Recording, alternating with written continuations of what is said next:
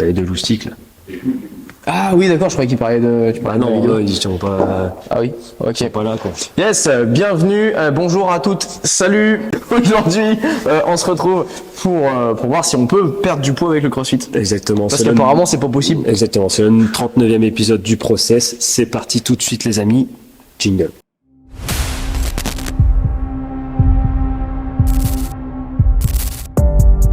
Parce qu'on rencontre souvent le souci que des gens ils sont bloqués dans leur perte de poids même en faisant du crossfit.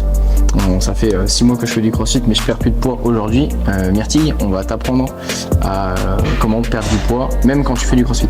Ok, donc le premier point que l'on va aborder, c'est ta dépense journalière. Plus tu vas dépenser de calories comparé à ce qui rentre dans ton alimentation, et bien forcément, il va y avoir une perte de poids qui va s'enclencher. Alors attention, on ne te dit pas non plus de faire n'importe quoi. Le but ici au CrossFit, ce qui va te faire perdre du poids, c'est de multiplier ton nombre de WOD. Donc fais bien attention quand même à pas faire des WOD que intenses et des WOD peu tranquilles, d'accord? Il va falloir mixer un petit peu les deux. Pourquoi? Parce qu'à force de faire des WOD trop intenses, tu vas augmenter drastiquement tes dépenses journalières. C'est pas spécialement recommandé, d'accord? Il faut se dépenser, mais d'une manière normale. Et faire des WOD beaucoup trop tranquilles, ta dépense journalière va être beaucoup plus lente et beaucoup plus chiant sur le long terme. Donc du coup, veille à mixer un petit peu les deux, à faire de la haute intensité et à te mettre vraiment dans le mal, et à faire de la basse intensité, notamment pour récupérer. Et c'est une manière un peu plus douce d'augmenter ta dépense calorique journalière. En ce moment, on est en train de faire un calendrier de l'Avent, c'est-à-dire que le 1er, le 2, le 3, bref, jusqu'au 24 décembre, on fait un cadeau par jour. Tu peux encore t'inscrire. Je te laisse commenter Noël dans la zone commentaire et nous, on t'enverra un mail par jour avec ton cadeau à chaque fois. Donc pour plus de précision, quel est l'intérêt en fait de varier entre des WOD longs et des WOD courts? En gros, tout ça va se faire au niveau du système nerveux. Donc comme vous savez, il y a un système nerveux sympathique qui ne porte pas très bien son nom et un système nerveux parasympathique. Donc en fait, le sympathique, c'est tout ce qui est activation physique. Donc en gros, quand vous êtes dans votre vie active ou dans une séance de sport, etc. Alors que le système nerveux parasympathique, lui, il va être plutôt lorsque vous êtes posé dans le canapé, quand vous vous reposez grosso modo. Et en gros, le fait de faire des WOD avec intensité, ça va solliciter beaucoup ce système nerveux sympathique. Derrière, pour avoir une bonne récupération, il va falloir qu'il repasse très très vite en parasympathique. Et en fait, le fait de faire des WOD longs et très peu intenses va surtout favoriser ce système nerveux-là qui va permettre tout simplement de récupérer au niveau musculaire et au niveau nerveux. Deuxième point que l'on va aborder à prendre en compte, ça va être la dette d'O2. En gros, la dette d'O2, lorsque tu vas faire un effort, surtout sur les efforts intenses, ton corps ne va pas avoir le temps d'amener l'oxygène au niveau des muscles pour l'utiliser en tant que substrat énergétique. Donc, il va s'appuyer sur d'autres substrats comme la créatine phosphate, etc., etc. Sauf qu'après, une fois que tu auras terminé ton effort, tu vas forcément devoir récupérer l'oxygène. Donc du coup, c'est le fameux essoufflement que l'on a à la fin de l'effort qui du coup nous fait rembourser cette dette de 2 et pendant cette dette de 2, tu vas tout simplement consommer des calories en plus de ce que tu as dépensé pendant ton exercice quelques heures, quelques jours après, quelques minutes après. Deuxième point, maintien ou alors diminue tes apports.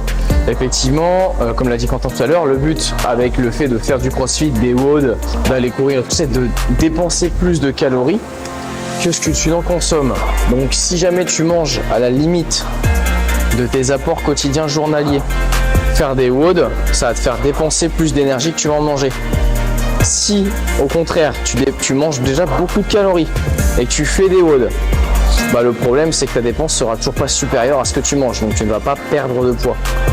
Donc on va devoir diminuer un petit peu ses apports. Alors attention, dans la diminution d'apport, il faut que tu fasses gaffe à pas diminuer trop drastiquement ce que tu vas consommer. C'est-à-dire que à un moment, si tu descends en dessous d'un certain seuil au niveau des glucides, des lipides ou même des protéines, ça va engendrer quelques petits dysfonctionnements au niveau de ton corps. Tu peux avoir des problèmes hormonaux, tu peux déclencher des problèmes de thyroïde, tu peux déclencher une atrophie musculaire si par exemple tu manges pas assez de protéines, tu peux te créer des troubles du comportement alimentaire. Il y a plein de soucis et de dysfonctionnements qui vont arriver si tu descends trop bas en calories et dans tes apports. Donc voilà, le but c'est de calculer correctement ce que tu dois consommer, de dépenser plus et de consommer un petit peu moins. Si jamais tu as besoin d'aide dans ce cas-là, je te laisse soit commenter, soit nous envoyer un petit message et on sera ravis de pouvoir t'aider. Hey yo, point numéro 3, c'est de faire du renforcement musculaire. Ah ouais, on en a parlé dans le précédent vlog pour prendre de la masse musculaire, prendre du muscle. On en parle tout le temps, on fait souvent des séances de renforcement musculaire. Dans nos coachings perso, on fait des renforcements musculaires personnalisés. Dans la salle, on fait des cours de renforcement musculaire parce que c'est hyper important. C'est cool d'augmenter ta dépense calorique, d'aller faire de la course à pied, de faire plein de WOD, de faire des cours Aerox, de faire 36 000 choses, c'est super cool. Mais par contre, si tu ne fais pas de renforcement musculaire, tu ressembleras juste à un cintre. Et ça, c'est franchement pas cool. C'est un peu de la merde. Tu ressembles à rien, t'es tout fin. Non, il faut de la structure musculaire. Déjà, ça va pouvoir te permettre de dépenser plus de calories. Quand tu as plus de masse musculaire, ton métabolisme de base augmente un petit peu. Donc attention, on va pas me faire dire ce que j'ai pas dit. Tu vas pas augmenter ton métabolisme de 1000 ou de 500 calories si tu prends de la masse musculaire. Non, ça va être très très peu. Mais par contre, c'est pas négligeable. Toujours ça de prix. Ensuite, il y a pour ta carrure, ta posture et ta silhouette. En gros, tu auras une meilleure silhouette. Parce que oui, prendre du muscle, même pour les femmes, c'est hyper important pour avoir une meilleure silhouette, pour avoir des articulations en meilleure santé, un corps en meilleure santé, des tendons en meilleure santé, pouvoir encaisser chaque journée, que ce soit ton travail, ton sport, ton quotidien, tes enfants. C'est hyper important pour ta santé au global. Après, combien de séances de renforcement musculaire et ce que tu vas faire dedans va déterminer en gros les résultats que tu auras. Mais c'est une partie à ne surtout pas négliger, même quand on veut perdre du poids, c'est la clé d'une vraie perte de poids durable. Ok, donc voilà pour cette petite vidéo courte sur comment perdre du poids quand on fait du crossfit. Exactement, donc si tu n'as pas vu la première vidéo, attends j'ai une coupe de merde. Hop. Donc si tu n'as pas vu la première vidéo, tu cliques juste là, c'est du coup le contraire de ce qu'on a fait aujourd'hui, à savoir comment prendre du poids, comment prendre du muscle, comment prendre de la masse lorsque tu fais du crossfit. Ah ouais.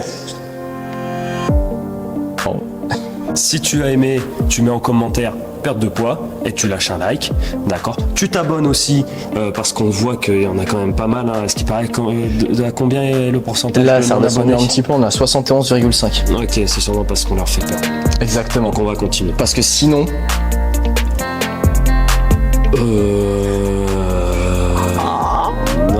Est-ce que je commencerai à être à court? Ouais. On vous pète les genoux. Oh, tu l'as déjà dit. Ah, flûte. On vous pète les deux bras. Comme Steven Seagal. C'est mon animal. Seagal, c'est l'animal? Ouais. Ouais, ok. C'est stylé. C'est stylé, Seagal. Ouais, ça va. Sur ce, des bisous.